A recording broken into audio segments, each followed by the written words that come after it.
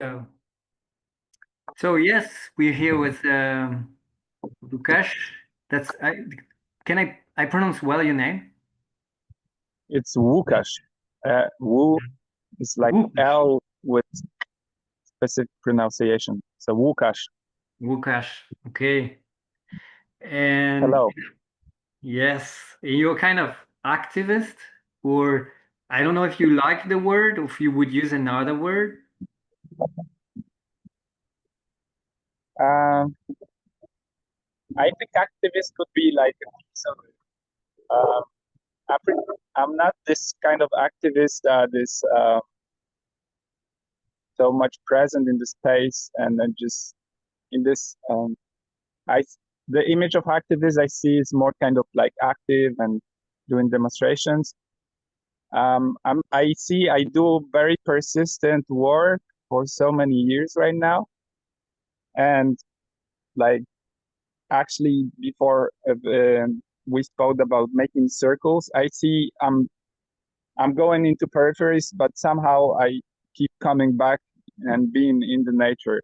So I can, let's say, yeah, nature activism is a part of it. Hmm. Yes, but maybe um, another piece of it is just um, I love to experiment with life and different forms of life, and I'm naturally gravitating into being close to nature and working with the land, and also with the like different living aspects of of land.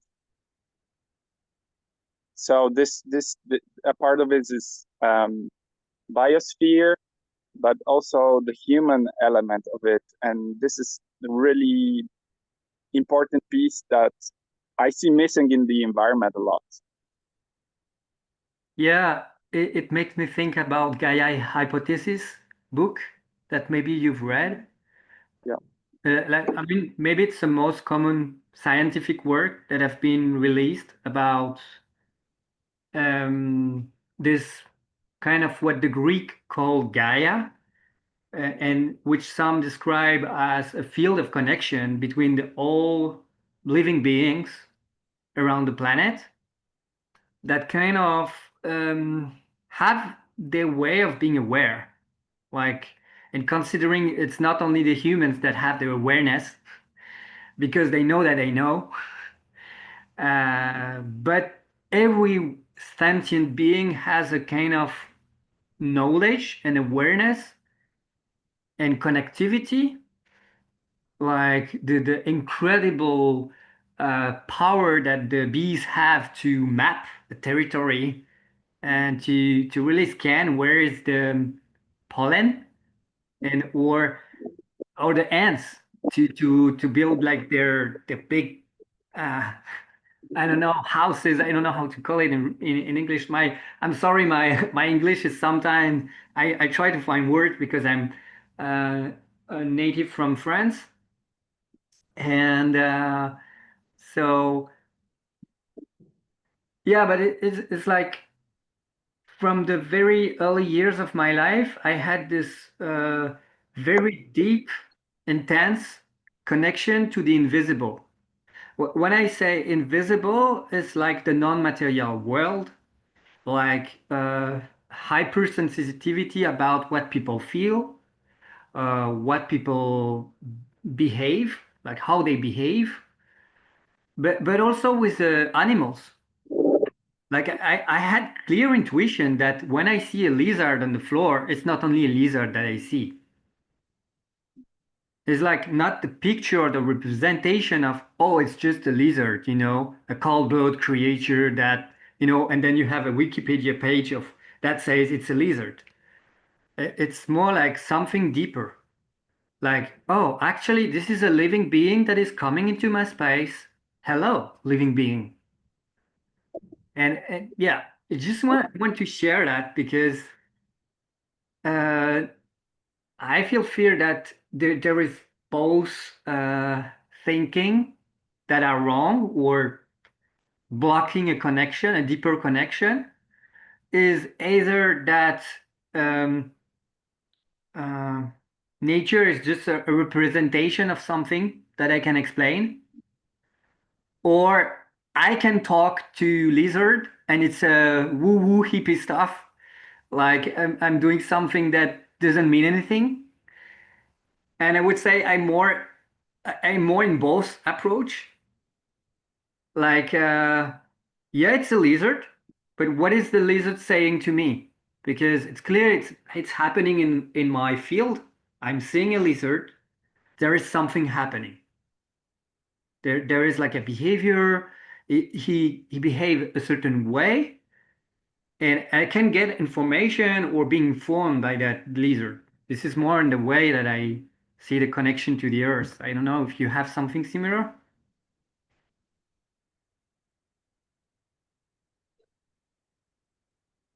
Yeah, I mean, when you started to say, I was kind of trying to remember my early days. What really happened that I've turned to really be closer to land. And most of my early stage of life, I lived like typical Western society. I grew up in a semi big town in Poland.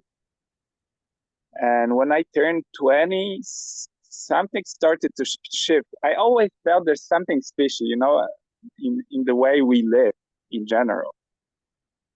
I was like, I never really felt comfortable living in a city in a way. I had both of my grandparents like living at the countryside. I was helping with to my grandfather like beekeeping or fishing with him. So I always had this kind of hint of connection with the surrounding, not like typical city living.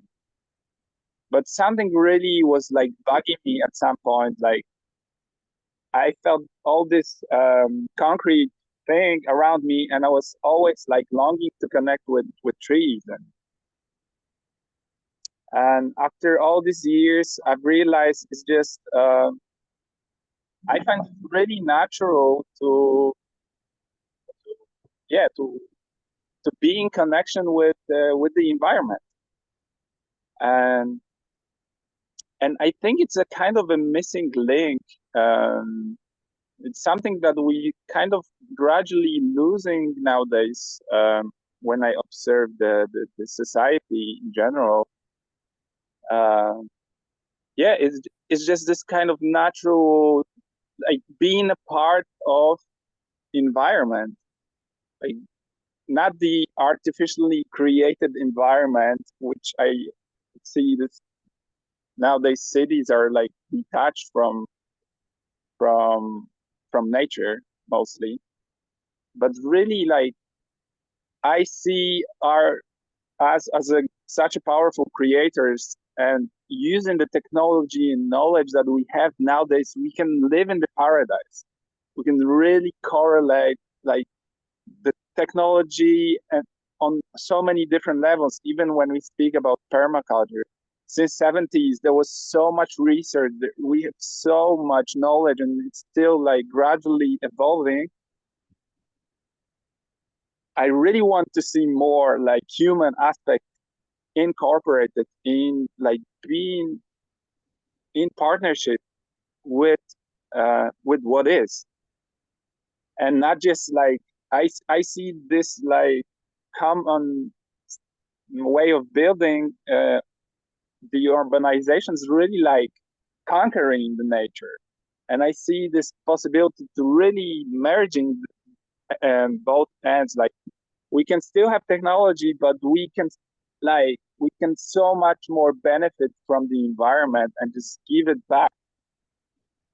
I have something to add is that I've been in connection to a friend that is living in Costa Rica, and she has seen actually people coming from the US with permaculture training, colonizing the land. And when I say colonizing, they impose their power structures, their beliefs upon the natives.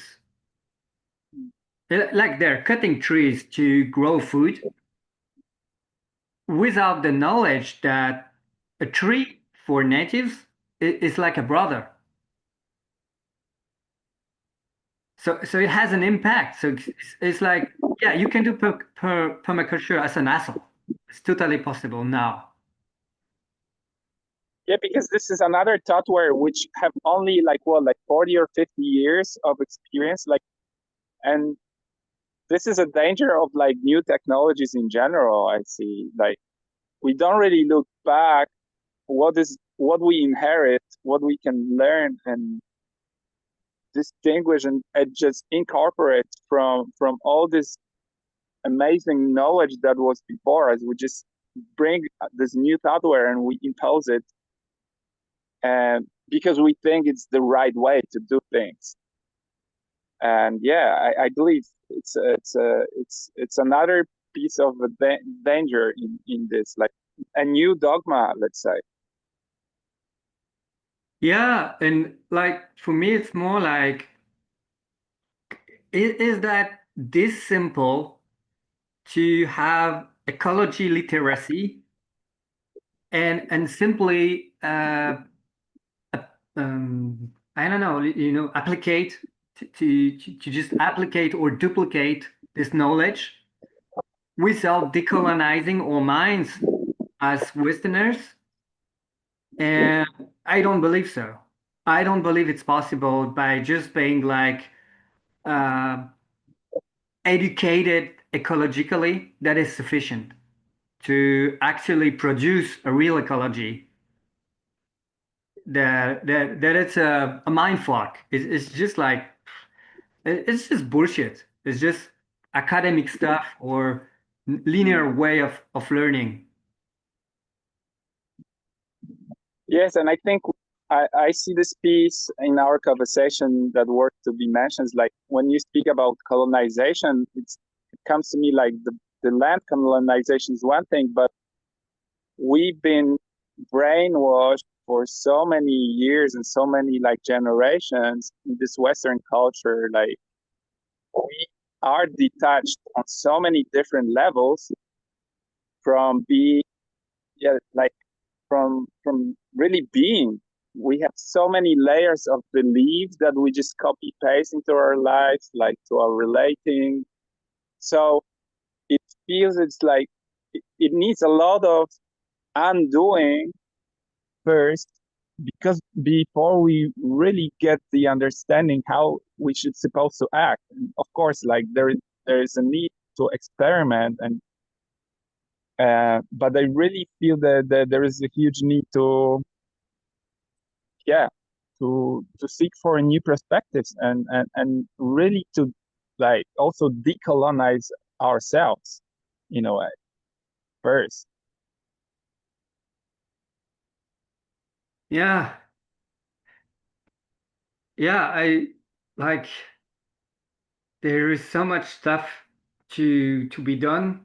Like I spend like many Europeans a lot of time sitting on a board listening to a teacher, being bored. Looking at the window to the trees while the teacher was talking.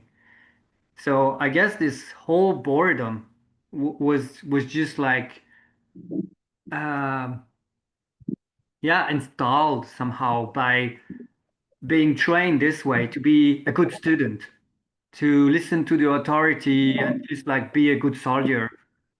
And this cannot be mm, disconnected or getting out of my flesh just by saying it. Like is Yeah, much more deeper. yeah. So yeah, I feel, because my impulse for this conversation was really, I've seen your text about the evolution as a permaculturist, and you brought this term of permaculture 3.0, which is related to social, to community, to also I feel it's related to evolution as an individual. And what I see oftentimes in permaculture environment is that we prioritize plants, or we prioritize water or the elements. And I barely see the human in the landscape consultancy.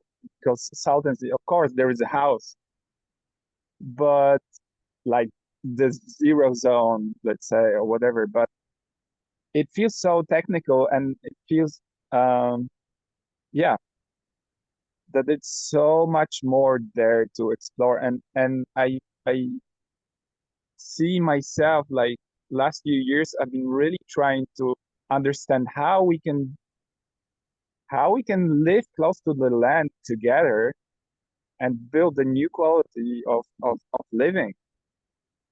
And honestly, I thought, it's gonna be easier. That's gonna be easier because, I've understood that there's some, and I hear that there is this need in people, but somehow I cannot see this practical thing happening. You know what I mean? I don't really see many projects thriving. I've been going to see different places and different initiatives, and I see many of them struggling with the very similar things. And Would you most of name those things, yeah, would you are the name human. those things you're struggling, like you've seen the project struggling? What are those things you see projects struggling with? Well, mostly it's not the land itself. It's a human factor. It's the inability to live together. Um, I see sometimes this impulse of like, okay, the modern society is not working for us. Let's move here. So, this was the project in Poland. I moved into the village, a small village. There was a bunch of other people already, like the newcomers. So we were like, okay, we have the same principles. We are mostly vegetarian. We don't want to put, trash into the soil. So we had the common interest, and then, okay, let's live together and try to do something. And then, yeah, the first thing that comes as a difficulty is to find a common language because everyone wants something else. As you said before, we have this seed of individualism. So I want this like this. So what is happening? Everyone like buying a piece of land, and I've realized like we starting to detach from each other because someone is doing this way or the other, and I was like, I was so much into it. I was also like, oh, this the right way to do like this, like walking barefoot and like, you know, cook on the fire and just going off grid and just like, um and I went to extreme. And I think I was, for some part, I was really terrible neighbor as well, being really radical into it. But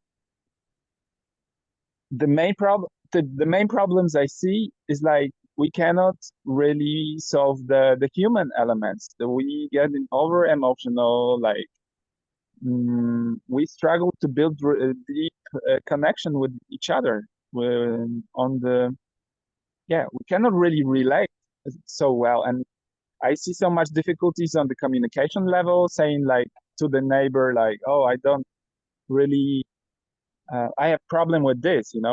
And there's so much reactivity already happening, so the communication cannot really go through. Yeah, And I see this as one of the major difficulties, like that we lose the ability to communicate, and then we start to detach. So there is a necessity to really become more resourceful and skillful to communicate. all right. Yeah, there's something about um, a bit of what you said makes me think of worldview consultancy because like each human being is born and have experiences that lead to conclusions and to assumptions about the world. And where I see the colonizing taking part is about there is a very, I mean, it's famous for me, so I will name it, It's Derek Jensen, activist and writer, who said like the unquestioned assumption are the real authorities of a culture. Mm. So the what is unsaid in a culture or not questioned are the real authorities. And this is where the worldview is built up through time.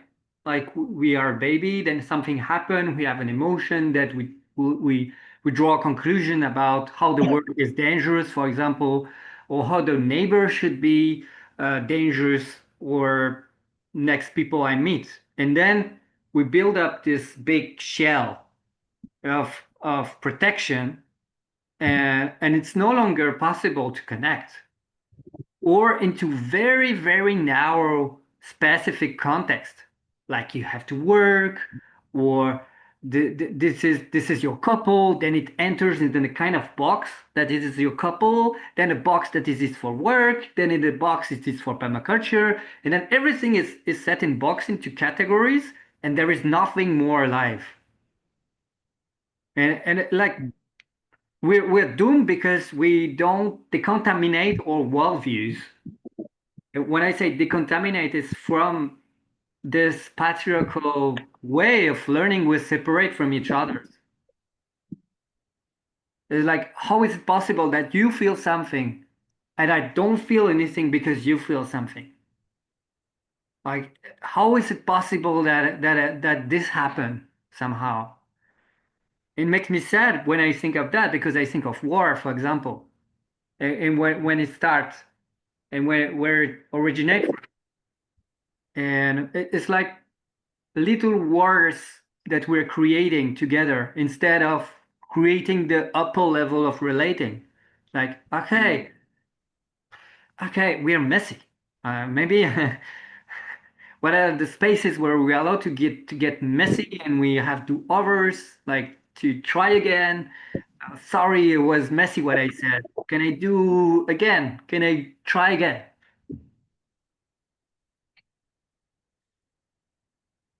Yeah. Um, I'm scared of being very passionate about that. It's like um, maybe it's like one topic of this inner permaculture is like this worldview consultancy. Like Mm. what I see is not really what is real. Yeah. What I see is what I see. Can I jump in? Yeah. I When you share this as that this is a part, I would say it's a somewhere at the beginning, if not the first thing, because without changing this worldview and the symptoms of it and mechanism, different mechanisms, we will always create something else that is based on the same principle, like the same destruction-based principles. Because I see, even when I talk about my neighbors, this detachment is already what is why the wars are happening. Something happened, a clash. It's you and me, and we can hear each other. We're not in connection, and we don't care about each other. So this is Mm. already the same symptom, but it's on a different scales. And I see this as a main factor to really be able to create something else than just different forms of what we already know. I have one precise example of that. And for me, it starts with the distinction about the feelings, that some feelings are bad and some are okay. For example, joyful, happiness, gladness, all this is good. And then you have anger, you have sadness or being scared that are wrong somehow. And for I had this meeting with my neighbor that he got angry because I put some compost on the garden. So I got angry too because we discussed it before. And I said, like, it's a collective garden patch where we both have our spaces.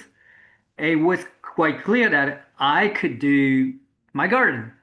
So we each have our paths. But when I came in with the compost, I got really scared, I guess. I'm just making an assumption there. He was scared. And then he got angry at me. Like, what are you doing? It's really dirty. I don't want that here to happen. So I get angry too, but not, in the purpose of reacting to him, but more for like, also like, hey, fuck, what is happening?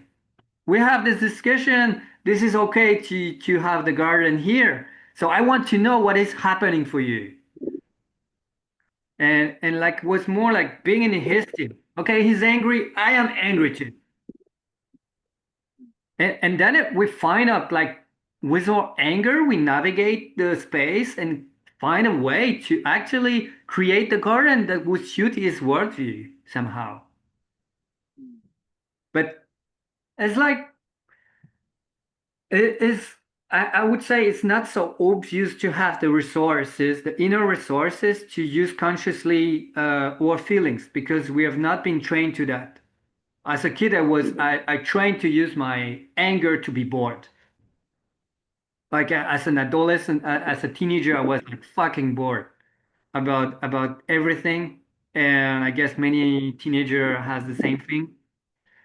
But instead, if I had used my anger as a passion for fuck, this is what I want to do. What is happening? We talk about that.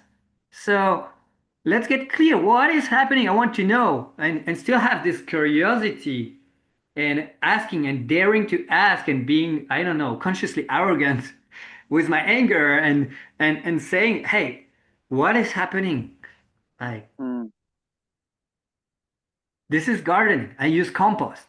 I use I use weird stuff. Maybe I don't do it like you because he doesn't use compost. That's what I realized is doing it in a way that is totally different. And that's where we met. And so the garden is happening.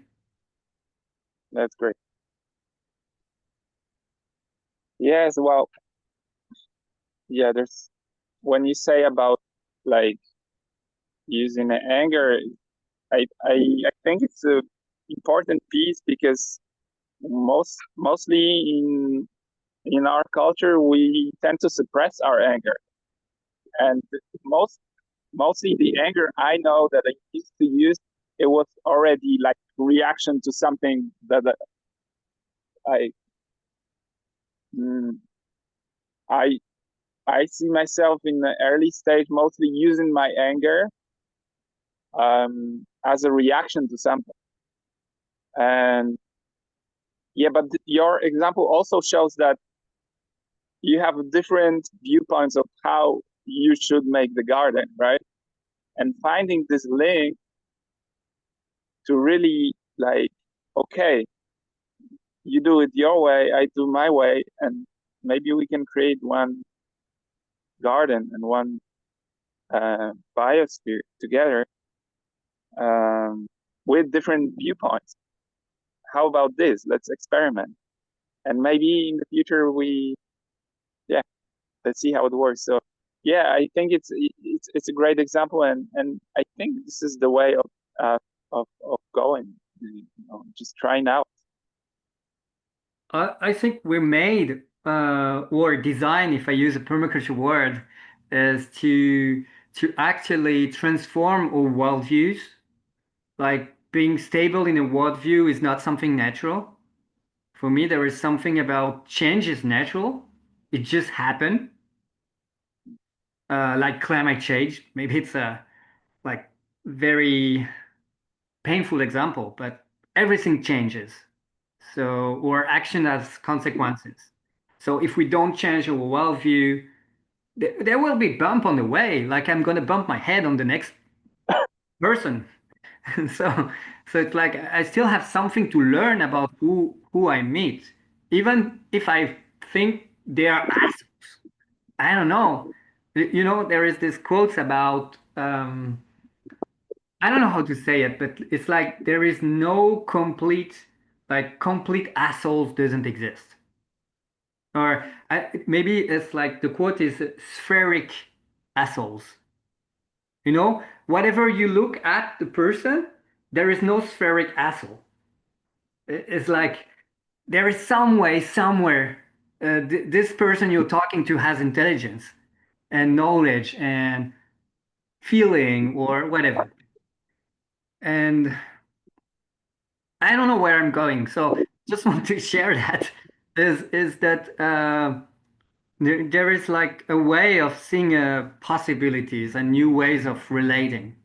That is for me the social permaculture goal, uh, and like being trained as transformative worldviews, like transforming our worldview to really evolve. Yes. And yeah, and I feel we met today mostly from the curiosity of how we could connect with this, and possibly I think also share this this impulse uh, with others, because I see this is I think we are meeting at this point of like, okay, we know this already, we experience this on the different levels, we also both on the path of evolution, we doing transformative work.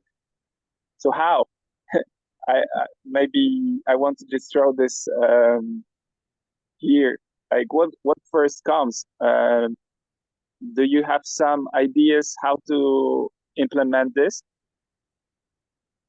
Yeah.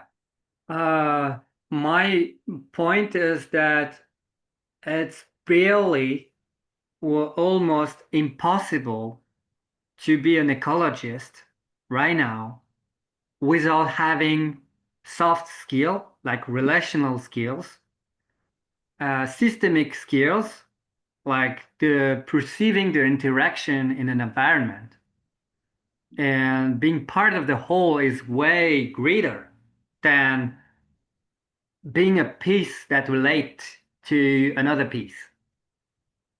So it's like there is something about, I think that's the first start. And I would say about the relational skills, it's not only, it could be about learning nonviolent communication. Maybe it's a start. Or to learn horizontal decision making. Maybe it's a start. But I would say to dig a level deeper, it would be to reconnect to what we're feeling really. Like to really sense being sensitive beings, and to recognize that we've been trained to not be aware of that, like to not be aware of our sensitivity as a power. And that's what we see in TED Talks, for example, or like, very impressive talks of people on internet.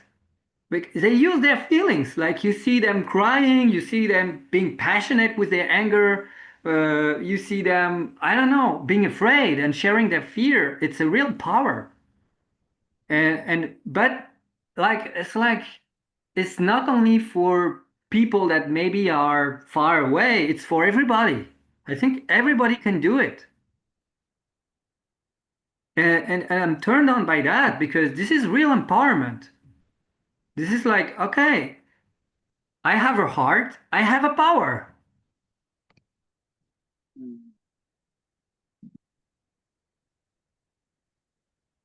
I really like this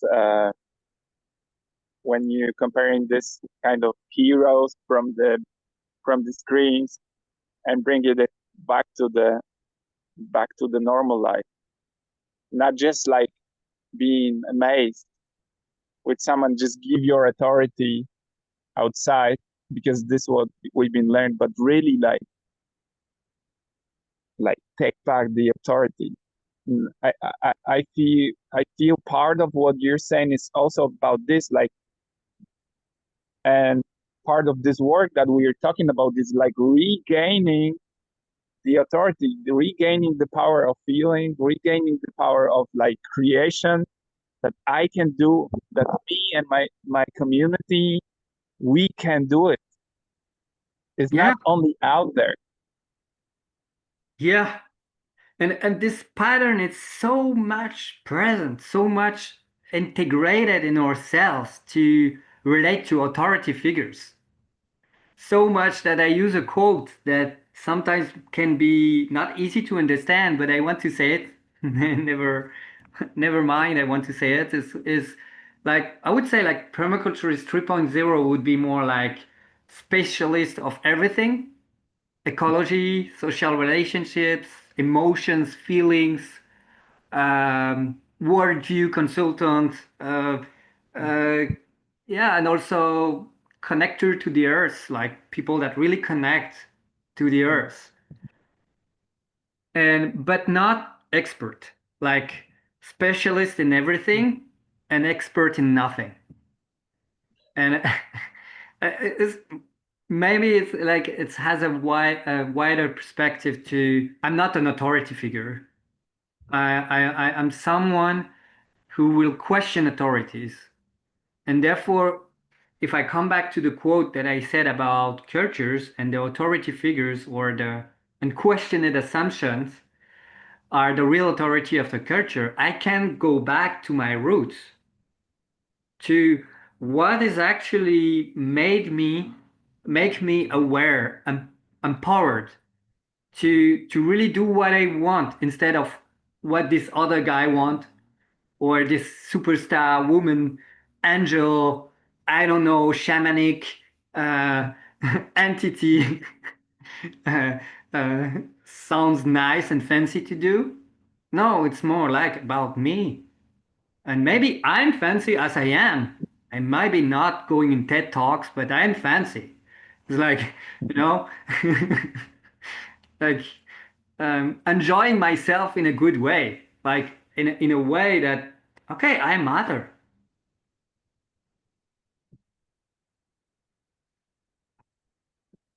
When you started to say that uh, this how this permaculture risk 3.0 looked like it's a bit like an everyman that knows bits and pieces, but also have some depth in uh, each of the topics. But what came after is that probably permaculture 3.0 is not the individual. It's a it's a team of people that are maybe experts in some areas more or less, but they really collaborate. They really like are more like a beehive and more like ants that work together, you know, Yeah, rather than just like being this person on the screen and just like in a fancy hat or whatever and just saying this is the way you should do. I know it's just like I don't want to be like against anyone, but I think we are basically fed up of this like authorities in general. Like we want to be part of the environment. We want.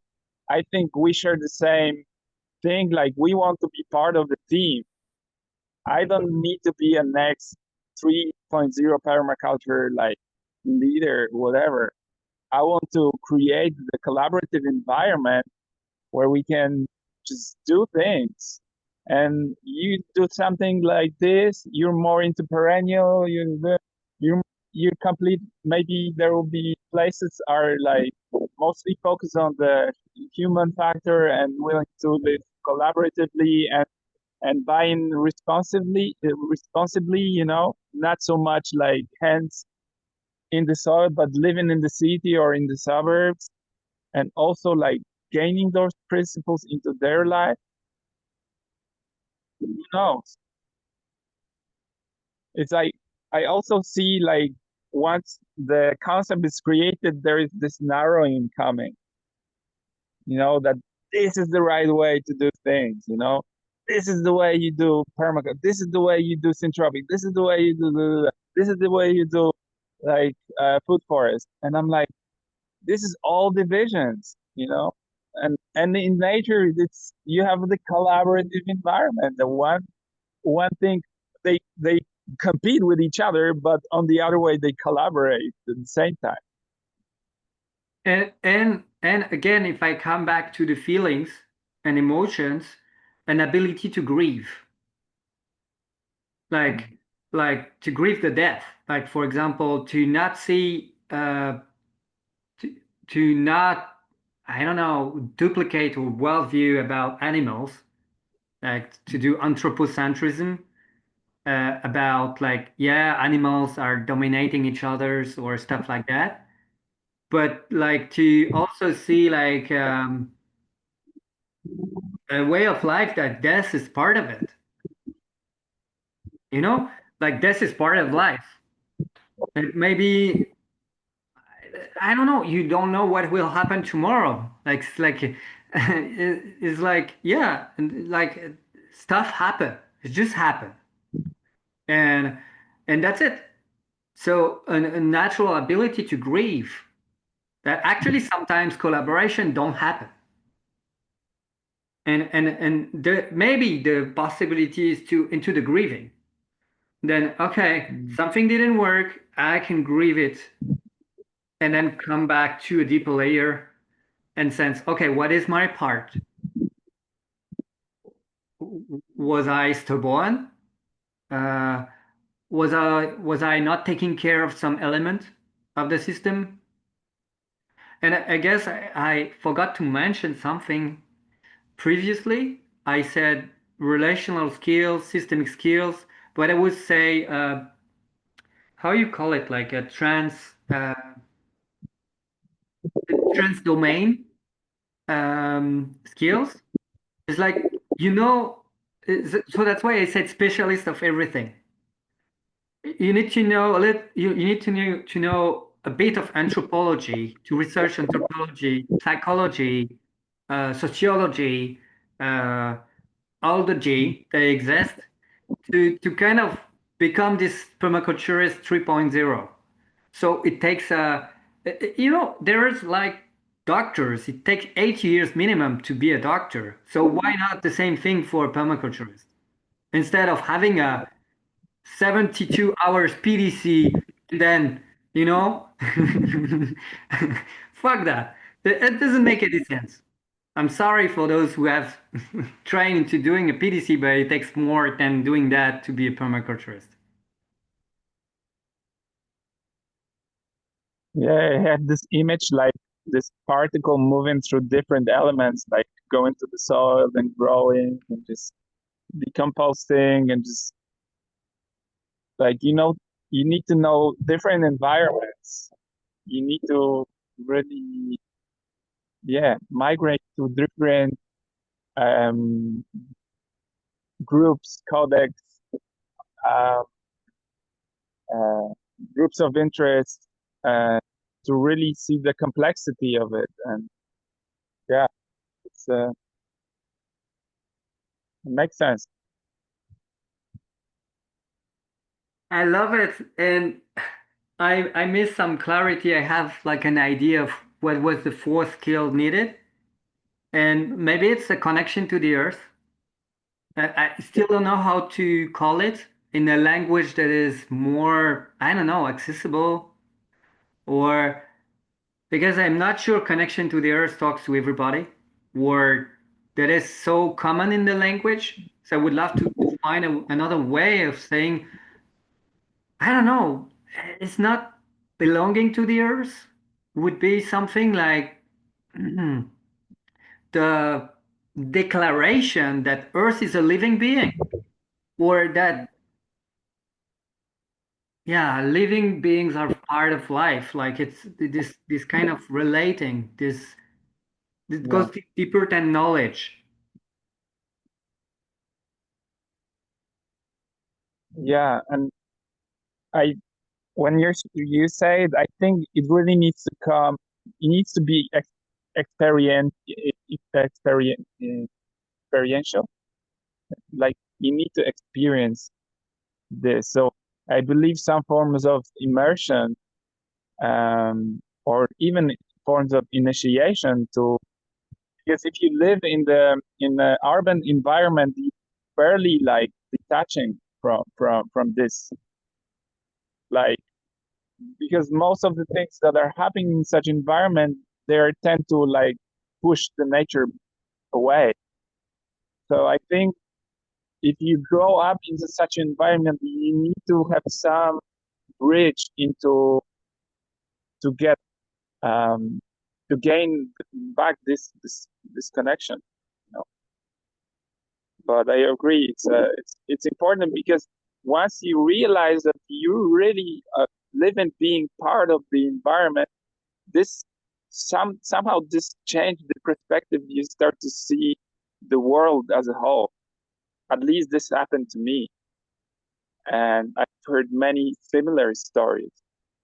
So I think it's an important piece of the puzzle to really become more compassionate with our environment and just be more careful on our ways of doing things and acting and our habitual patterns and so on. Hmm. Yeah. I like the word naturalist knowledge is coming to me, but it's going further than naturalism or uh, further than biology. It is like an awareness of the living world. Like, okay, I'm breathing the same air as some creatures here, or yeah, actually, I feel like I feel something when I see an animal. It's like, wow, this is incredible. Look at this bird over there, or like this capacity to, I don't know, be benevolent with the world or with the living beings. Um, which don't mean I will be naive also, but it's more like yeah, being in that capacity to relate to the natural world and to the living beings. Okay. Somehow I feel that, yeah, I feel some form of completion for this conversation. Yeah, me Yeah. too. Me too. And maybe somehow we could, um, yeah, I really would feel like we could close with something, you know? Like for me, like knowing you right now and your driving forces and your worldview uh, really gives me hope. And I feel a lot of joy to even like connect on this intellectual and emotional level right now. But there's this hunger for more somehow, but it's good. It's good. It's like, okay, we scratched the surface, we touched something, but inside of me there is like, okay, let's uh, let's see what we can do for the next step. So thank you for evoking this and bringing this to life. Um, uh, yeah, I'm looking forward more. Cool. I would be happy and glad to actually have another layer of conversation. Uh, Also because I'm part of a research team around the world. So there is guys from Mexico, uh, uh, New Zealand. I'm living in France, so it's like an international team. And I would be glad to have also this conversation, maybe in bigger group or and also with others that are interested by permaculture 3.0. Why not? I mean, Yes, let's do it. I'm also on the team somehow. Maybe not officially, but here last year's 2 years in Portugal, also doing like food sovereignty project and supporting the community projects. So yeah, I'm super happy to reconnect with your group as well. Great. I'm glad. So thank you for the conversation and for the spark and the idea. Um, and looking forward again for more. Yes, me too. See you.